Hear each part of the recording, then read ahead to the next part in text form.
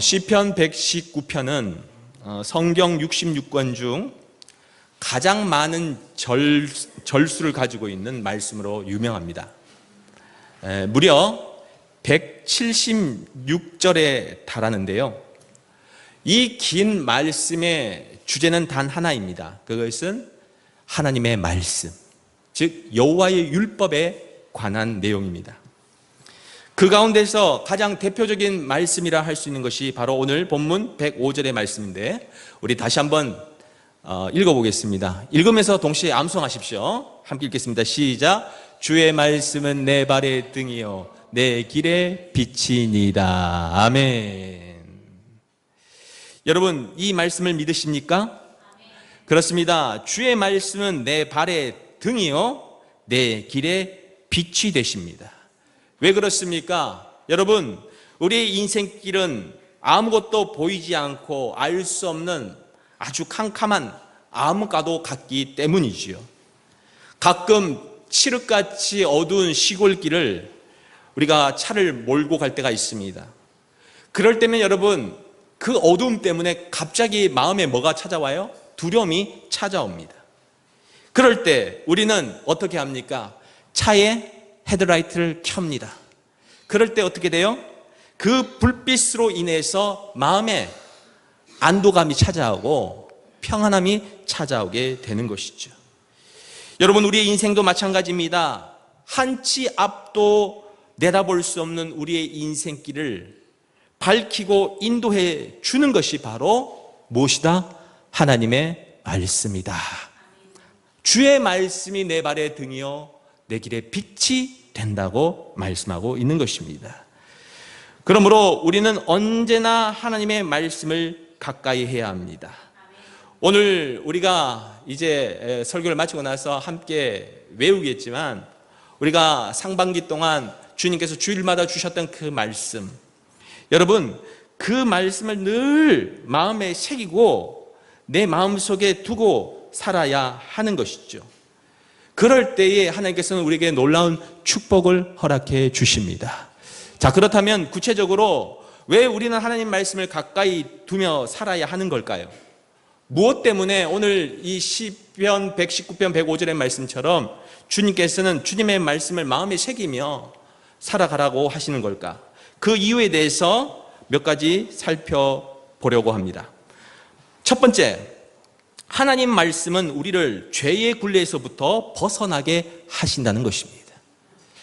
시편 119편 11절에 보면 시편 기자가 이렇게 말합니다.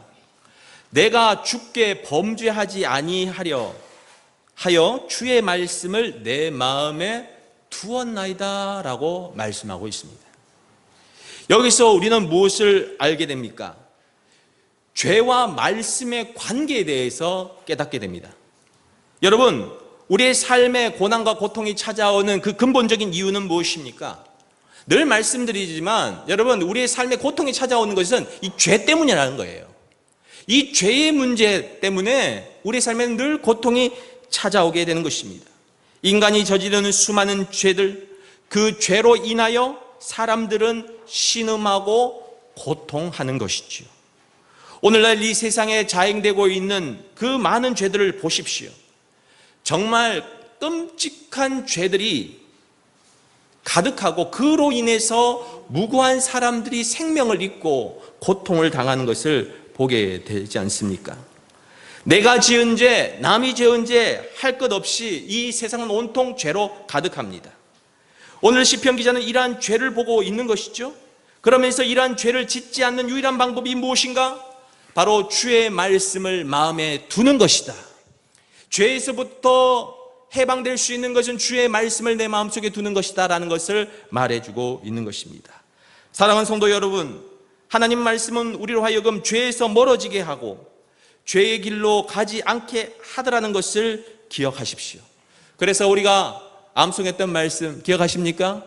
시편 1편 1절에서 2절 말씀. 자, 외워봅시다. 자, 시작. 복 있는 사람들은 악인들의 꾀를 따르지 아니하며 죄인들의 길에 서지 아니하며 오만한 자들의 자리에 앉지 아니하고 오직 여호와의 율법을 즐거워하여 그의 율법을 주야로 묵상하는 자로다. 묵상하는도다. 예전에는 묵상하는 자로다라고 했는데 묵상하는도다.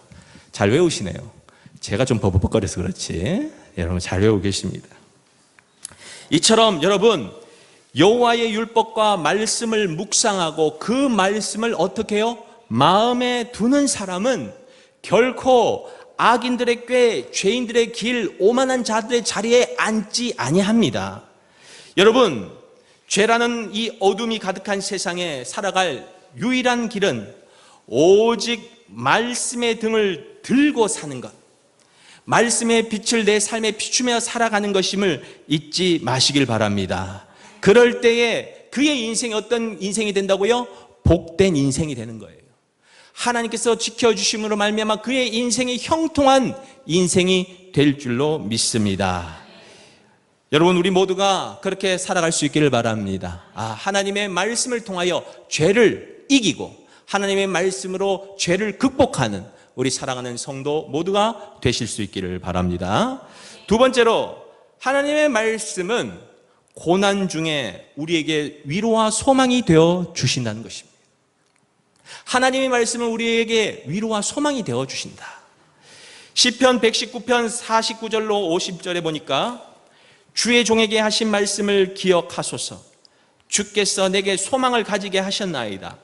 이 말씀은 나의 고난 중에 위로라. 주의 말씀이 나를 살리셨기 때문이다 라고 말합니다. 여러분 말씀의 위대함의 그 두 번째는 바로 말씀이 우리에게 뭐를 줘요? 소망을 주신다는 거예요. 말씀이 우리에게 소망을 주십니다. 여러분 하나님의 말씀은 우리를 낙심시키거나 절망시키지 않습니다. 오히려 위기의 순간, 어려운 순간에 한 줄기 소망으로 우리에게 다가오는 것이 하나님의 말씀이더라는 것이죠. 그뿐만 아닙니다. 고난 속에서도 위로가 되는 말씀, 위로가 되는 것이 바로 하나님의 말씀이다. 여러분 그 증거가 무엇입니까? 바로 이스라엘 민족들이에요. 이스라엘 민족들. 여러분들이 잘 알다시피 이스라엘 민족만큼 인류 역사에 극심한 고통을 당한 민족 그리 많지 않습니다. 가장 힘들게 살았던 민족을 대보라면 바로 이스라엘 민족일 거예요. 아브라함에서부터 시작된 이 이스라엘 민족은 애굽에서 종살이를 무려 400년이나 했습니다. 그것도 모자라서 아수르와 바벨론에 의해서 멸망당하고 결국은 이스라엘 백성들이 세계 곳곳을 다 흩어지는 그러한 수모를 겪게 되지 않습니까?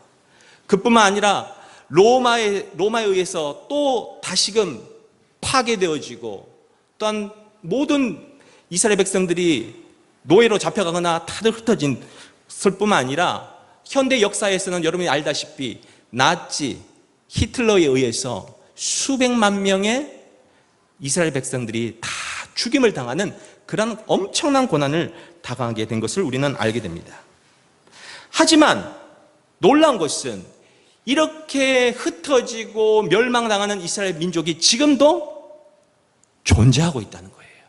지금도 그 이스라엘 민족들이 이제는 나라를 세워서 자신의 그 고향 땅 이스라엘 그 가나안 땅을 회복해서 살아가고 있더라는 것입니다. 그렇게 될 수 있었던 근본적인 이유는 무엇일까요? 그것은 고난 속에서도 하나님의 말씀을 붙잡았기 때문에 그렇습니다. 고난 가운데도 그 어려움 속에서도 그 위기 속에서도 하나님의 말씀을 붙잡았기에 그들은 지금도 존재할 수 있었고 지금도 하나님의 영광을 드러내는 그런 민족이 될 수 있었던 것이죠. 여러분 하나님의 말씀은 고난을 이길 강력한 힘이 있음을 기억하십시오. 그래서 바벨론에 멸망할 당시 예레미야를 통하여 주신 하나님의 말씀은 이것이었습니다. 여호와의 말씀이니라 너희를 향한 나의 생각이 내가 아나니 평안이요 재앙이 아니니라 너에게 미래와 희망을 주는 것이니라. 바로 주님께서 우리에게 주시는 말씀이 뭐예요? 미래의 희망을 주시는 것이요 평안이 재앙이 아니라 평안을 우리에게 주시더라. 사랑하는 성도 여러분, 여러분 가운데 고난을 당하는 자가 있습니까? 하나님의 말씀을 통하여 위로받을 수 있기를 바랍니다.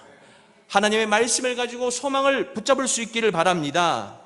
여러분 하나님의 말씀 속에서 우리는 미래의 소망을 찾아야 합니다. 반드시 하나님은 말씀을 통하여 우리를 살려주실 것입니다. 결코 죽도록 내버려 두지 아니하시고 다시금 재기할 수 있는 힘을 말씀을 통하여 우리에게 부어주실 것입니다.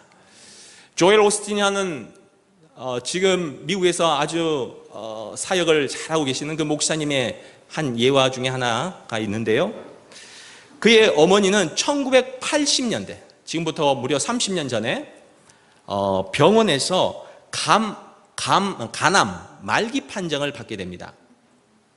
병원에서는 더 이상 손을 쓸 수 없으니 이제는 죽을 준비하라고 그 통보를 받게 되지요.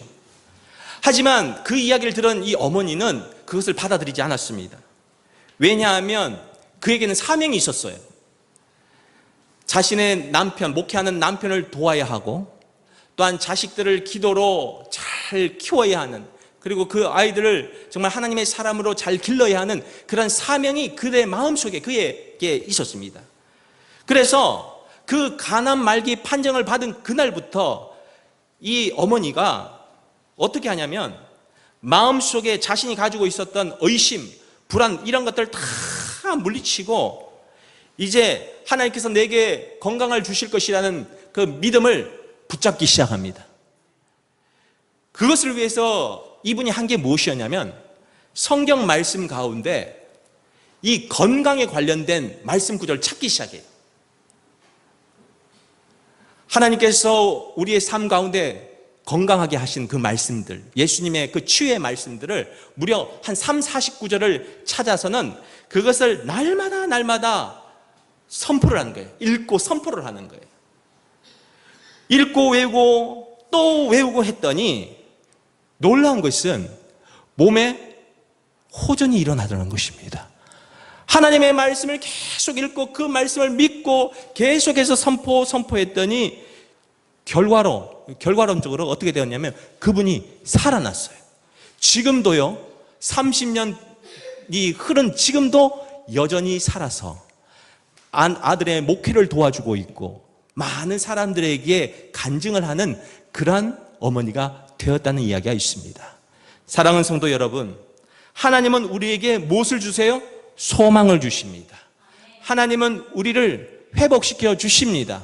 고난 속에서도 우리에게 소망을 주시고 위로를 하시는 그 하나님의 말씀, 그 하나님의 말씀을 다시 붙잡는 우리 사랑하는 성도 모두가 되실 수 있기를 바랍니다.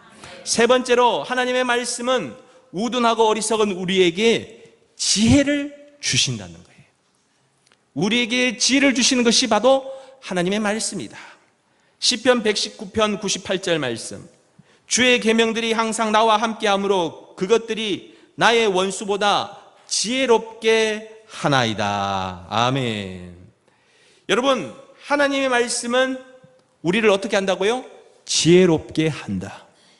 하나님의 말씀은 우리를 지혜롭게 합니다. 그 지혜가 119편 말씀을 읽어보면요, 원수보다도 더 지혜롭게 하고 너의 스승보다도 더 지혜롭게 하며 너의 노인들보다도 더 뛰어나게 하신다고 성경은 말하고 있습니다. 여러분, 그 예가 누구입니까? 바로 솔로몬이죠. 여러분들 솔로몬을 다 아실 것입니다. 솔로몬은 인류 역사의 지혜를 대표하는 사람입니다. 수많은 부귀영화뿐만 아니라 지혜를 가졌던 그가 잠언에서 이렇게 말하고 있습니다. 대저 여호와는 지혜를 주시며 지식과 명철을 그 입에서 내심이며 라고 말씀합니다.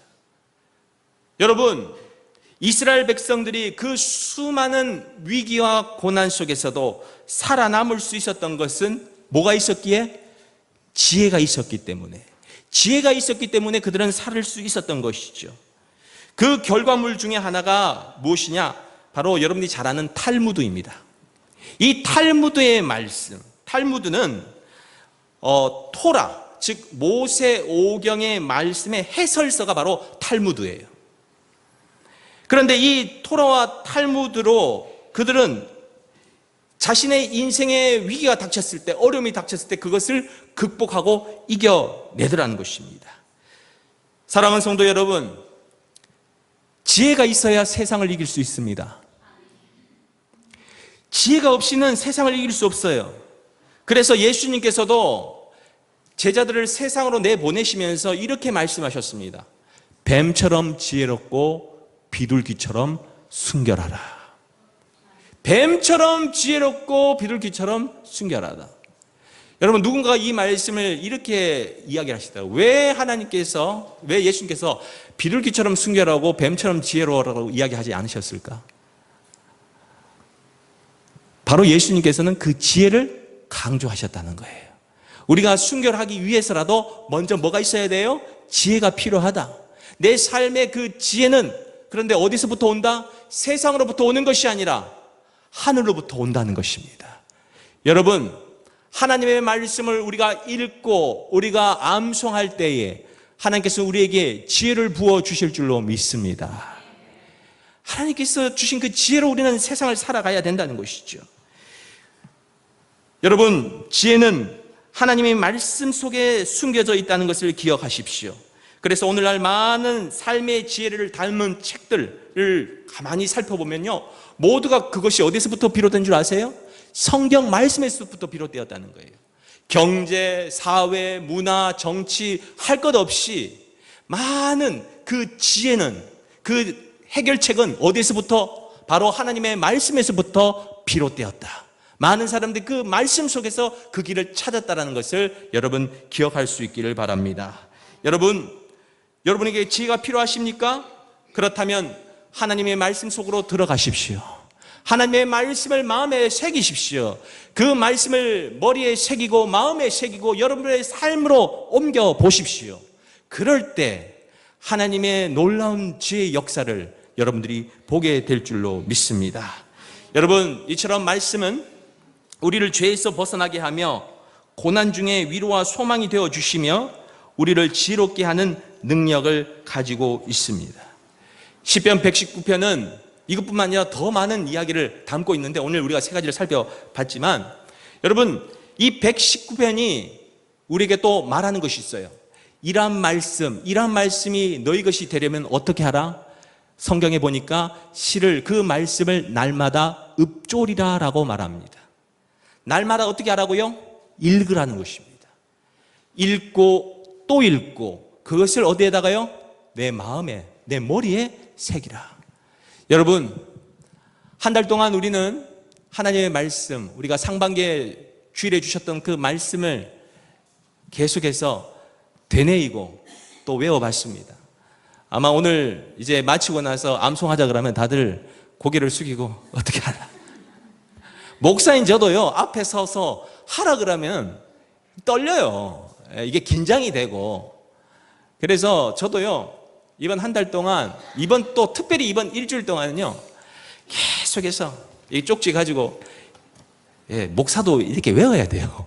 목사는 그냥 다 아는 것이 아니라, 목사도 계속해서 읽고, 또 읽고, 또 외우고, 또 외우고. 그런데, 읽고, 또 외우고 하니까, 그 말씀의 깊이, 그 말씀의 그 깊은 뜻을 깨달아 알게 되더라고요. 여러분, 저와 여러분들이 이러한 은혜가 있기를 간절히 소망합니다. 그래서 이번이 그 첫 시작이다라고 생각하시고, 여러분 오늘 이 말씀 이제 외웠다고 해서 집에 갈 때 던져버리지 마시고 어떻게 하시라고요? 늘 마음 호주머니에 넣어 다니면서 때마다 시마다 이 말씀을 읽어가는, 그리고 외워가는 우리 사랑하는 성도 모두가 되시기를 주님의 이름으로 축원드립니다. 기도하겠습니다.